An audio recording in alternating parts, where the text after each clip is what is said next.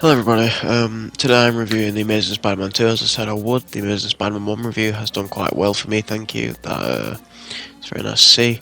So yes, I'm back with another review, and today I'm doing The Amazing Spider-Man 2, following on from The Amazing Spider-Man 1, and eventually I might do the other Spider-Man films as well.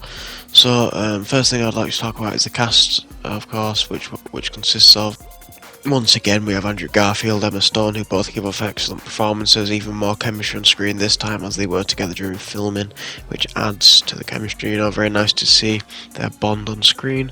Andrew Garfield, as I said before, very underrated actor. I think gives off an excellent performance as usual in his films. We have some other heavy hitters like Jamie Foxx and Felicity Jones. Jamie Foxx giving off a good performance as well, playing a character that wouldn't normally be his sort of character he plays. Maybe going out of his comfort zone a bit. Very nice to see. Got Sally Fields and May returning, very nice, very good actor. Gives off a better performance in this film than the first one, in my opinion. And so let's move on to what I think about this film in its entirety. Okay, so once again, first I'm going to talk about the suit in this film. Not as ambitious or as creative as the first film, much more of a comic book look. However, I do think the eye lenses on this suit are absolutely wonderful. They are perfect. They reflect even more so than in the first film. I think these eye lenses are the best eye lenses we've seen on screen.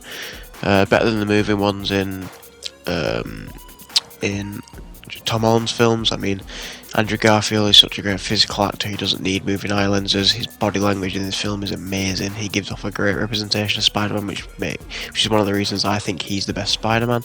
Not the best Peter Parker, that's a different conversation, but yeah, I think he's the best Spider-Man. Here we can see it from the back. The spider symbol on the back of the suit is very nice, actually. I think it's better than the Raimi suit. The Raimi suit's back symbol was kind of chunky and clunky and didn't look so good. In the Amazing Spider-Man 1, it was very nice, better than this in my opinion, but this one is very nice as well.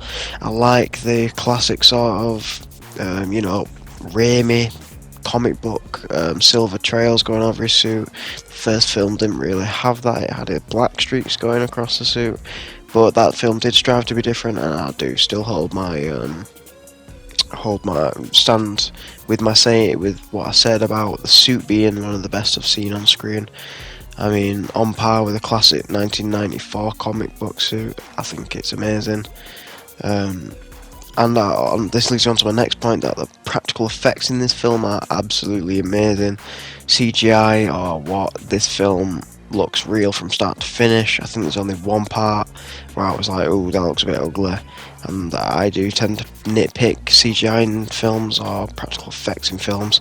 When Peter's swinging through the city in this film and the fabric of his suit is flowing in the wind, it's absolutely amazing. It's one of the reasons I actually think this film is tolerable, and I would recommend rewatching it if you haven't in the past few years.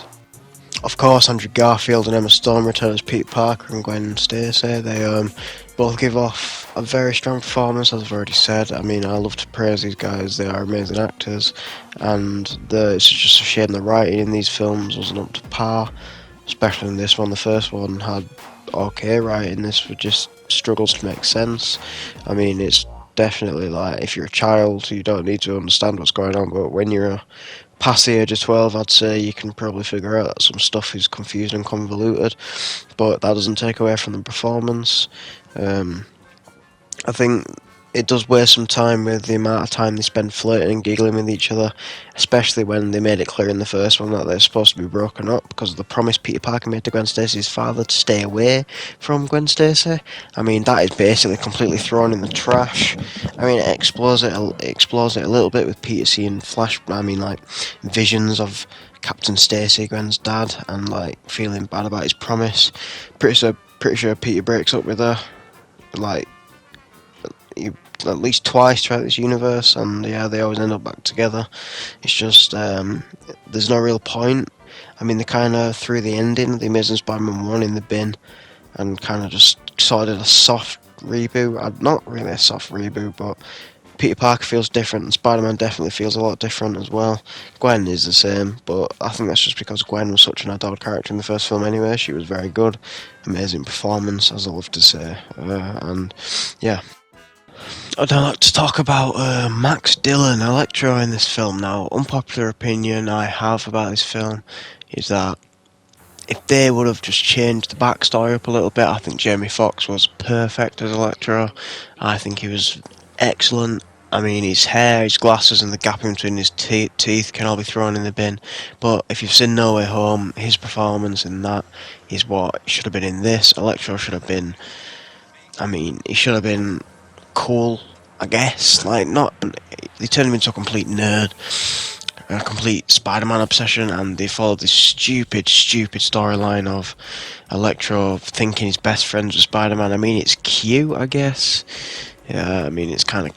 It's intentionally cringy and funny, but I would have much preferred, and a lot of people would have much preferred, a different backstory. But still, Jamie Foxx, maybe that's unpopular opinion, I don't know, but I think Jamie Foxx is an excellent Electro, and I will explore that further in the video. But I'd just like to show what I meant by this stupid storyline between Spider-Man and Max Dillon. So basically, how it starts is Spider-Man saves Max's life from the Rhino driving a truck. Oh, don't even get me started on the Rhino, that'll come later on. So basically, yep, saves Max from a truck, all good. Basic Spider-Man stuff. Nice guy, he picks up Max's blueprints, cracks a few jokes as Spider-Man would, gets him to lick his hand and adjust his hair for him. And this would be all good if it wasn't Electro. If this was just some pedestrian, this is a cute little funny moment, maybe just, you know, like Spider-Man moment, oh, pedestrians, hello, you know, being friendly with them. But no, this film insists that this is Electro, and explores it for at least half an hour of screen time, with him obsessing over Spider-Man unnecessarily, which is basically useless because it is pretty much thrown away instantly by some pathetic little reason during the first fight between these two, which I will talk about later. I know it's hard to understand what I mean. I'm doing this with that script of again once of course, but I'll explore that further. But yeah, this scene just doesn't work with him being Electro. If it was just like maybe thrown in there to show how nice Spider-Man is. There is other scenes like that, like with the kid where he fixes his science project windmill thing. Like there was no need for that to be in the film. I mean, it's actually one of the alright parts of the film, to be honest, but yep, this was just thrown in as like one of those throwaway scenes that shows how nice Spider-Man is or how charming he is, and yep, but they made this Electro, and that is not such a good choice.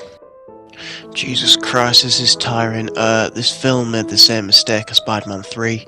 Not really sure how. I mean, it was pretty clear that's what was wrong with Spider-Man 3. But yep, they convoluted it with far too many storylines happening at the same time.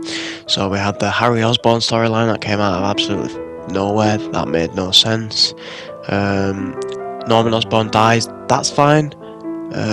Harry and Peter having this relationship that was never talked about during Peter entering Oscorp before. Like, I think they tried to explain it away in like this shy little line that Harry gives where he was talking about being in Europe. I mean, I guess that's where he was in the Amazing Spider-Man 1, but you'd still think Peter would mention it at some point. So yep, Harry spawns out of thin air, and Peter has this relationship with him, and it's quite a nice little back and forth. Wastes a few more minutes on screen with some time with them on the shorefront in New York talking about life. I mean, completely unnecessary scenes, wasted time. Could have been used to explore characters further, which I'll also talk about later. So yeah, that's one of the other storylines that probably shouldn't have been in the film. So the premise of this Harry Osborn storyline is that he has the Goblin disease, he's dying, and for some reason, I'm not sure why, he thinks, you know what, the spiders that Peter's dad was making, you know what, that will cure me, because spiders can cure themselves of disease. So he wants the spider blood from the spiders that were killed, and he believes that the only way to get that is through Spider-Man, which he doesn't know was bitten by these spiders he thinks he was. He doesn't know that for sure. So he gets Peter, who has taken pictures of Spider-Man. That's fine. I think that's a decent connection between Spider-Man and Peter in this film. I mean, it's classic. And it works. I mean, that's not convoluted in any way, I don't think. If you think it is, then just let me know in the comments, but I don't think it is. So yep, he gets Peter to go get Spider-Man aggressively, doesn't say please, you know, but he does actually, he cries about it. So Peter goes and gets Spider-Man, and then we get this scene. I think it's an alright scene, to be honest. I think the bit where he dodges the glass and the glass cuts Harry on the cheek shows a great distance between them both, how this spider has made Peter so powerful, and how it's going to cut Harry symbolically and turn him into the Goblin. Obviously foreshadowing to later on in the film, maybe a little bit. So yeah, I think this scene is okay, but I think the plot with Harry needing Spider-Man's blood so stupid. Also, just bear in mind that this entire plot didn't need to be in the film. Could have been a half an hour short film and better film for it, could have focused more on characters, but yep, it was in there nonetheless.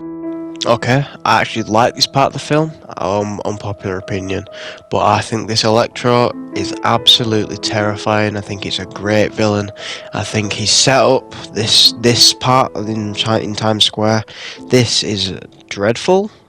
Very gorgeous moment of the film, but it doesn't make it any more cinematically correct.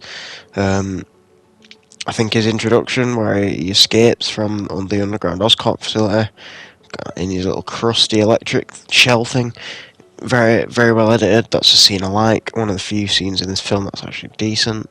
So yeah, this bit in Times Square, extremely flawed, but Electro presentation is amazing. As I said, the effects are very good in this film. Here we can see how realistic it looks. Well, I say realistic, it can't be realistic because this isn't happening in real life, but you know, it looks very real. It looks very scary, and he's intimidating in his boss fight. I just said boss fight like it's a game, ignore that. In his fight with Spider-Man later, which I will now talk about. Well, not now, but I will in a minute. Which also brings me on to how they introduce Electro. Okay, so if I had to give my best guess at how they try to explain Electro being made in this film, he's an electrician. Max is an electrician. Max Dillon. He's sent up to work some more hours on his birthday. That's completely pointless. Another plot point that didn't need to be in the film. He is standing above a tank of electric eels that have been experimented on. He is about to grab a broken resistor. If you don't know what a resistor is, it's science stuff. It makes electricity non-dangerous-ish.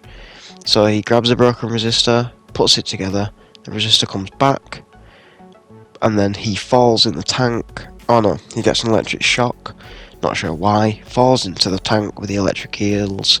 The broken resistor charges the eels even more, and they keep biting him, which essentially turns Electro into a really big human resistor. He can hold electricity and shoot it out and all that good stuff. I mean, on paper it works, but I don't think it was done very well on screen. The moment where he falls into the tank is very intimidating, very loud, very noisy. This film has a great soundtrack. Oh, it's Electro Soundtrack, one of the beautiful things in this film. Very good. So yep, that's how Electro's made. It kills the gap in between his teeth for some reason. But you know, I think it was supposed to be a comedic moment, but it wasn't. So yeah. Well, I'm not even going to talk about this storyline for long, but basically it's another pointless storyline of Peter's dad being framed as a thief and being evil, and yeah, I mean, apparently Peter never heard about this, and Aunt May did. Like, the media wouldn't know about this if a famous scientist was apparently corrupt and escaped with all his research to become wealthy himself and leave his family behind. I mean, I'm pretty sure the media would have heard about that, but oh well. So yeah, we get a train scene where Peter cries a bit about his dad. Pointless, shouldn't have been in the film. Could have spent more time on Electro and Peter and Gwen and all that storyline stuff. Basically, this film just wastes a lot of time. Wastes a lot of time that could have been spent showing more of the awesome costume they put together. The awesome effects they had, clearly the budget for, because they did do awesome effects, just not enough. And yeah, just so... I'm not even going to go into detail about the storyline. It's shit, basically. So, yep. If I ever watch this film again, which I have done, I've watched it 3 times since I've seen No Way Home, and all 3 of those times I wanted to skip the Richard Parker bits. They were okay in the first film, but in this film they're just annoying, waste time. One of the other positives about this film is this fight scene. My god, this fight scene is... You know what, I'm gonna say it's the best fight scene in any Spider-Man film other than No Way Home. There's a great fight scene in No Way Home, but in any Spider-Man film, this is the greatest fight scene in any Spider-Man film. It is absolutely awesome. The Incy Wincy Spider joke, where Electro plays Incy Wincy Spider in his own like electric guitar sort of sounding way, and Peter's comedic moment of saying, "I hate this song," that is funny. It genuinely is. Genuinely made me smile, makes me smile now if I watch it. And Electro Soundtrack in this film, absolutely. If you haven't heard it and you can't be asked watching this film, look up Amazing Spider-Man 2 Electro soundtrack. It is absolutely awesome. Scary when put with Electro's powers and abilities, and Spider-Man being chased to the soundtrack and being beat the shit out of to the soundtrack is absolutely jaw-dropping. It is awesome. Seeing this in the cinema when I was like, what, about 11 years old, maybe younger, was absolutely awesome. No, about 9 years old. Absolutely awesome. I loved it. It is an epic scene. And of course, the ending, if you care about spoilers, which I assume you don't, so I'm just going to say this now. The ending, Gwen dies in a very, very awesome scene, actually. A very well done scene, very emotional. The web looking like a hand as it reaches out. If you don't know what I'm talking about, then just watch the film. The hand reaching out to try grab her in the form of a spider web, it's absolutely stunning. Don't like Green Goblin, the worst incarnation of Green Goblin we've ever seen. That counts for all the comics and games and everything. The worst one, absolutely dreadful. I mean, he's a good actor. I mean, I don't think he's a very good actor, but he's a good actor. I just think he cannot play a mentally challenged character such as Green Goblin. It doesn't work. We get a Sinister Six tease and we get a Venom tease, which would have been awesome for the Amazing Spider-Man 3. I think the Amazing Spider-Man costume in its symbiote form would have been so epic. So yeah, and we get a 5-month break from Peter before he comes back to fight the Rhino again, which I'm not going to bother showing any pictures of because it is just ugly. It is a disappointment, and I assume most people have seen the film, so you know what I'm talking about. I think it's a criminally underrated scene, the ending where he's spinning the garbage, what do you call it, the manhole cover, with his webs and he's deflecting rockets. Again, the effects in this film are amazing, but yeah, that is an amazing scene, and yeah, most of the negatives to do this film, and I'm going to give my final score in a moment. So yeah, a very visually stunning film, very great acted film, very well acted film, just great, just very pleasing on the eyes, everything about it, just a very pretty film, but unfortunately is dragged down by lazy writing, some cases of bad acting, some useless convoluted plot lines that just had no need being in the film. Electro was a perfect villain, they didn't need any more, such as Green Goblin or the Harry Osborne needing blood sort of situation. Waste of time. Could have resulted in a much better film if they were in it. Time to focus on other characters that desperately needed it, which I'm not going to go into detail about because I don't have Share Factor, and PlayStation just doesn't have the capabilities to do such a long video. Maybe I will eventually if I ever got some kind of other editing software. I will do a long discussion about these films, but I just can't at the moment. So yeah, my final score of this film would be a 4.7 out of 10. I mean, it is an awesome and entertaining film. I love it, but I'm going to be honest with it. It is a bad film, but it is entertaining. So I would recommend you do watch it, but bear in mind it is bad. It is undeniably bad. So yeah, if you love Spider-Man, watch this film. If you love Andrew Garfield, watch this film. If you love Emma Stone, watch this film. Whatever reason you need, just watch this film at some point. It is worth it. Especially after No Way Home. The performance Andrew Garfield gives in this film tops both his films. I mean, the performance he gives in No Way Home tops his performance in both Amazing Spider-Man films, which says a lot because his performance in those films were immaculate. So yeah. If you did enjoy this video, please do like and subscribe, it would mean a lot. And yeah, thanks for watching. If you did finish this 20-minute video, then I really appreciate that. And yeah, just means a lot, thank you. So yeah, I will see you another time on the channel. Probably going to review another Spider-Man film. If this video does well, I'm not sure. So yeah, thank you, and I'll see you later. Cheers.